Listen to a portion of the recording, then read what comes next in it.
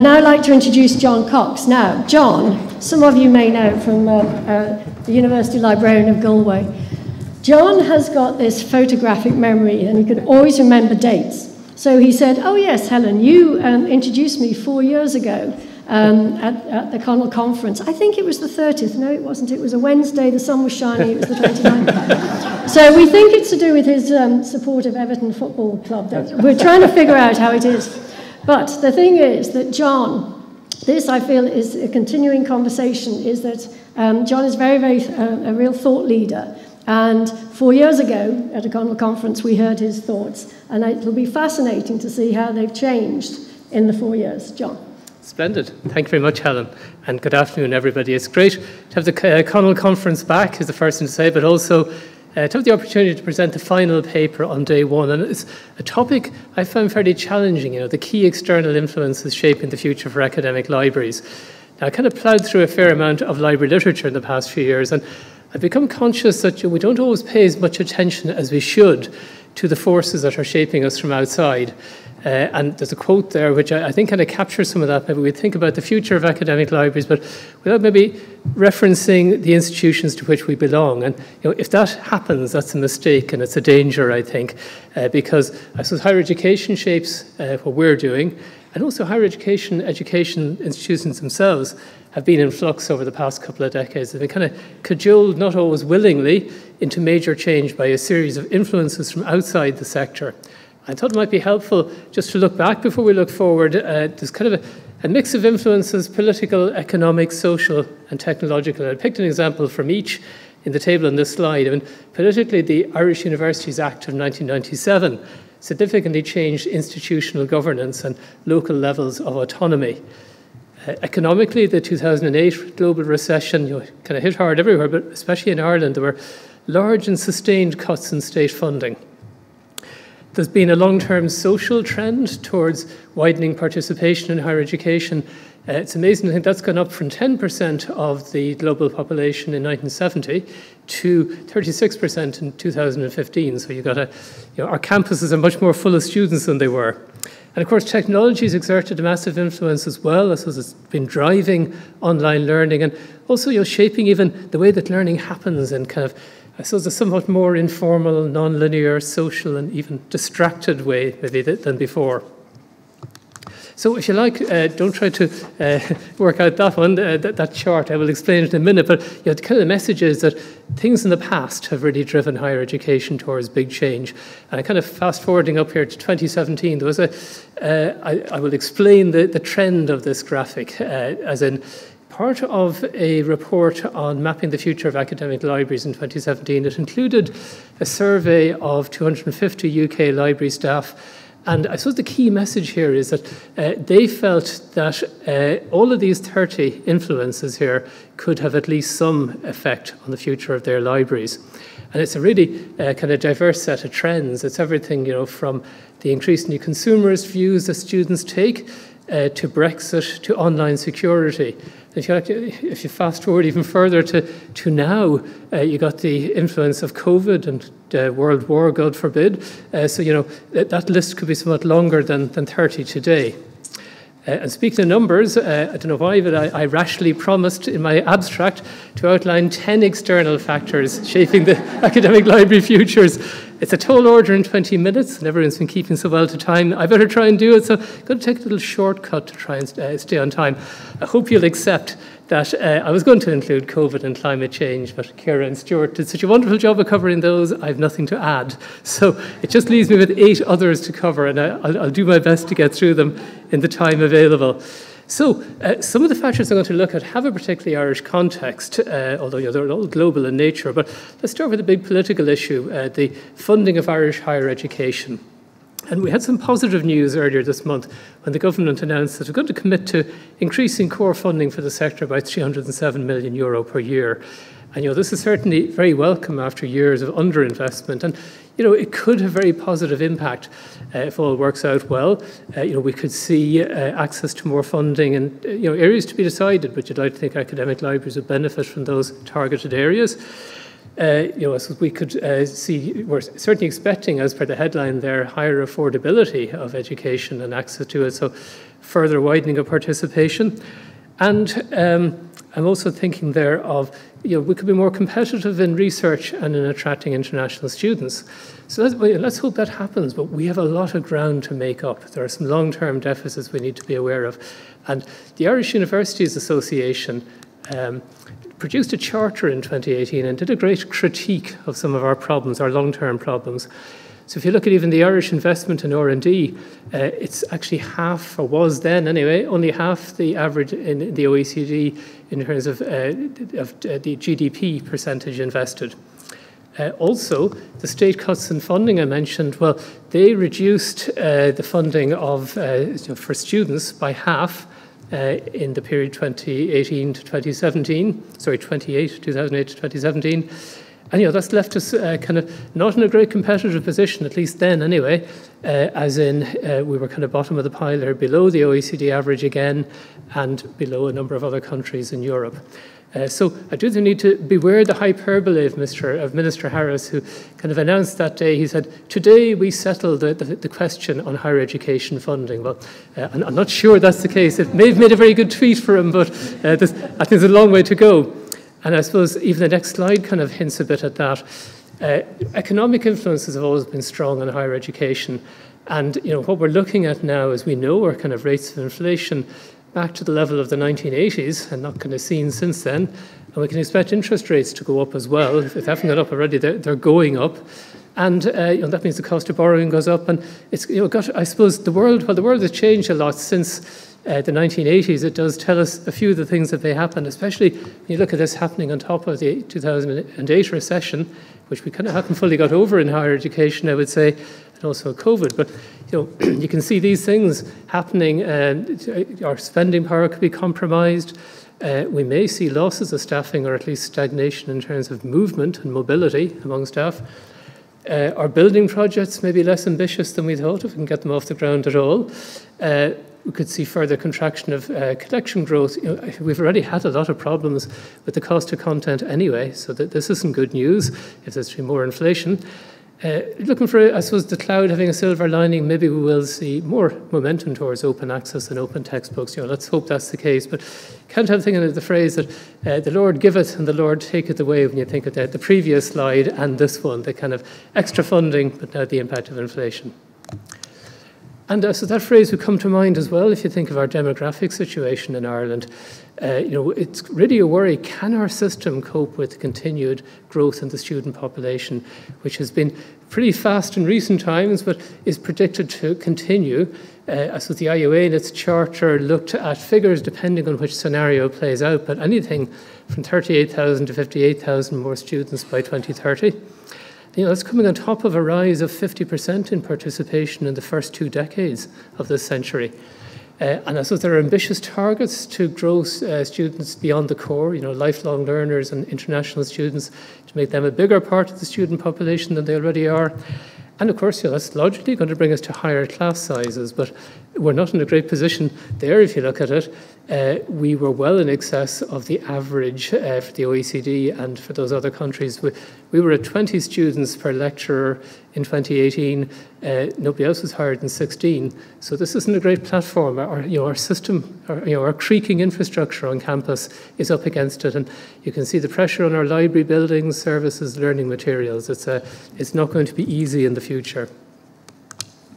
And I suppose you would see as well from that previous slide this intent to continue to diversify the student body. And we've already seen it, and the intent to go, especially lifelong learners and international students, but that general widening of participation is a kind of a social policy. And so we already have, or we have and will continue to have, an increasingly diverse student population in terms of ethnicity, gender identity, age profile, socioeconomic background.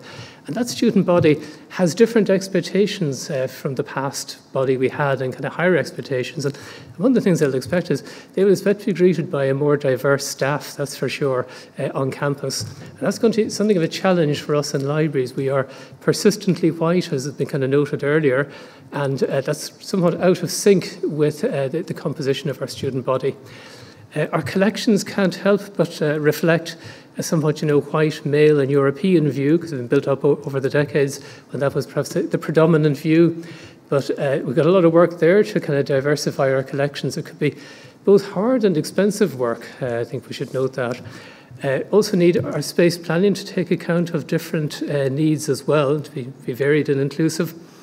And one other development to watch out for would be micro-credentials, that this increasingly diverse student body might take a less linear approach to its education and might combine study with, I suppose, careers, work and other commitments. And that could translate into building up credits across different courses, institutions and countries and even time spans. And this could be quite messy from a provider point of view. We'll all have to be very agile in libraries included. There would be just an awful lot of comings and goings. It could be quite bitty and messy, so let's keep that one in mind. And also, there's no doubt there's a student mental health crisis. People say there is at the moment, and that, how are we going to cope with? There are increasing numbers and percentages of students experiencing mental health difficulties. But this is new, actually. That image there is from 2019, a survey which showed levels of over a third of higher education students suffering from depression and anxiety. So the current discourse tends to focus very much on the negative effects of a lack of on-campus experience during COVID. But these problems were there before, so I think we should keep them in mind. And they're serious in terms of, I suppose, student retention, well-being, and academic performance. There is, of course, a big push to get everybody back in September, and that will be very important, but I'm not convinced it'll solve everything if you look at those problems that we already had. I think we'll see whole-of-campuses approaches, definitely. Counselling centres can't be expected to deal with all of this on their own, and others be expected to put a shoulder to the wheel. We in libraries have done good things during COVID and long before, and maybe the best thing we can continue to do is to offer that social and in-person experience. But we are doing other good things in terms of sensory spaces, specialist academic supports, and pet therapy. And I have to give a shout out to Max the Labrador here, who's doing a great job at Anyway Galway in recent years. His kind of well-timed appearances at exam time have gone down very well with our students. I suppose our second biggest community would be academic staff. And I do feel something has been changing here over a period of time in the way that academic staff engage with the institution and with libraries. There's a kind of a lower level of engagement, I would feel. I think we can probably see that. And Kathleen Fitzpatrick, in a book on generous thinking, used the phrase competitive individualism. I think it's a good phrase. It kind of captures that sense that academic staff may be focusing more narrowly on their own particular areas of interest to be as competitive as possible, to get the funding, get the job done. And that leads to less collegiality and less valuation of service to the institution. And I suppose less attention to anything other than that narrow area of interest, especially for the increasing number of staff who are on quite casual terms of employment. And so getting people to sit on a library committee, for example, can be a challenge in this situation. And it's actually, well, Fitzpatrick was writing before COVID, but I think it's got worse since then. At least in my view, anyway, my experience of talking to academic staff is that they are really feeling the strain of providing hybrid learning. They're seriously challenged by it. They're certainly stressed out, suffering burnout, a bit of a sense of disengagement from the institution as well as part of that, and of course a kind of physical separation from the campus. You're not seeing academic staff on campus and anything like the numbers we had. And for us in libraries, that's not good news either. I suppose it means it's going to be harder for us to get up to the levels of engagement we had with academic staff before, on which we depend for partnership and service development. Also, the outside world is keeping a closer eye on higher education than we sometimes think, whether it's the government, the media, or the general public. And I suppose we can't take public trust in higher education for granted. And as a consequence, I suppose institutions are even putting a big emphasis on their contribution to the public good. And I think that's good news for us in libraries. It certainly mandates an improvement in open access to what institutions publish. Very strong focus on equality, diversity and inclusion within the walls of our campus and well beyond. We're very much being monitored there, gender equality being a kind of a hot topic at Galway among other places in recent years.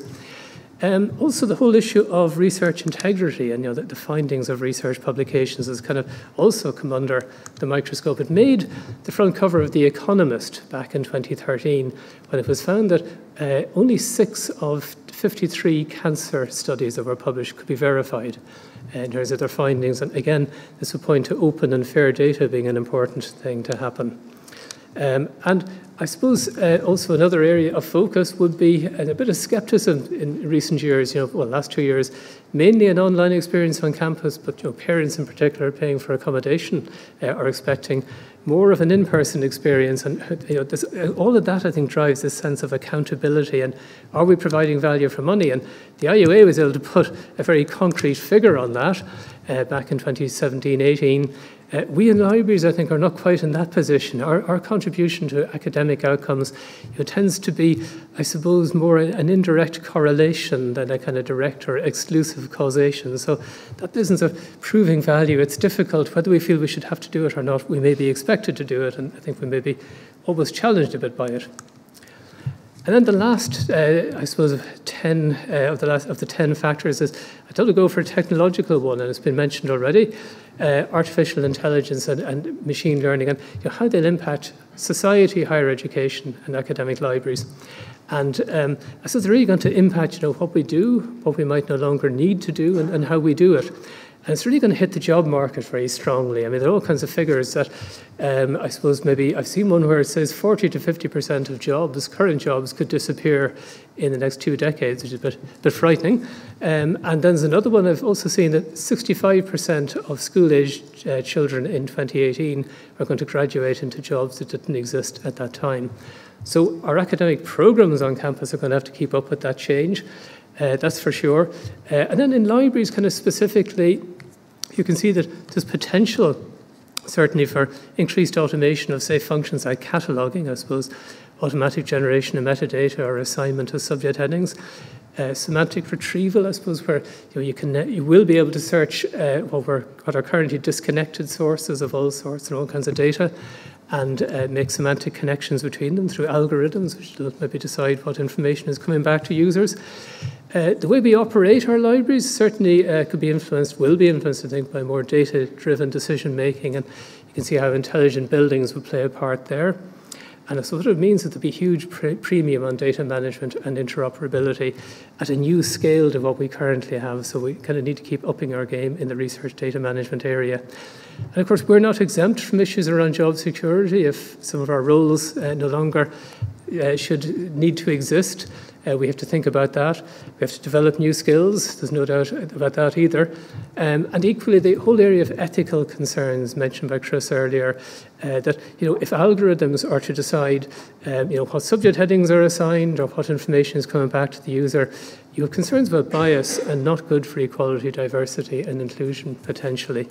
And I suppose as libraries, I think we have a great opportunity, to of course use AI and machine learning and to promote it and talk about it, but in particular to talk about the ethical side of it. And it's no coincidence the University of Rhode Island has located its AI lab in the library. So I think the ethical side of AI and machine learning should be close to our hearts. So here we are.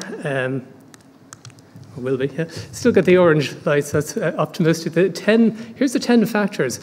A real mixed bag, and I've no doubt, any of you would have picked different ones, maybe better ones, or who knows. They're the ones that, I suppose, occurred to me after investigating it. And it kind of seems to me that what you have here is it's a real diversity of political, economic, social, and technological influences, all interplaying with each other to kind of shape the future of higher education and academic libraries.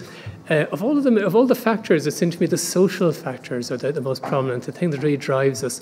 And I think in there, I suppose, of the size, composition, condition, and needs and expectations of the student population. So that'll always drive our strategy and planning. You can see the contradictory forces. We talked about them earlier on occasion, extra government funding, good, high inflation, wiping it out, not so good. And I suppose overall, I suppose what I feel is we should invest plenty of time in trying to understand the outside world and what it's doing to us. It will repay our strategic planning. But I would always say, don't expect a nice, neat picture of the future. COVID has shown how it can be driven off course very easily. And I suppose I was trying to think, in a word, how would one sum up the environment we're in? And there's an acronym called VUCA used in military and management circles. And I think it does kind of sum it up quite well, at least from my perspective anyway. Volatile, uncertain, complex, and ambiguous. That's the world, I suppose, through which we're trying to chart a course that will at least sustain our libraries, preferably will strengthen them. And I think what we've got to do is we've got to understand those factors to the maximum, kind of work with them. And I think then we've also got to particularly understand not only what they're doing to libraries, but what they're doing to our institutions and our people across the campus. And I'm just going to leave you with a few sources of information I used in preparing this presentation. So I think it's just about beating the red light as well. So thank you very much.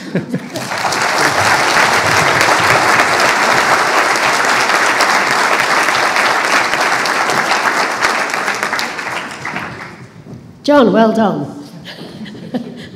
That was a great overview of your take on external factors and within time.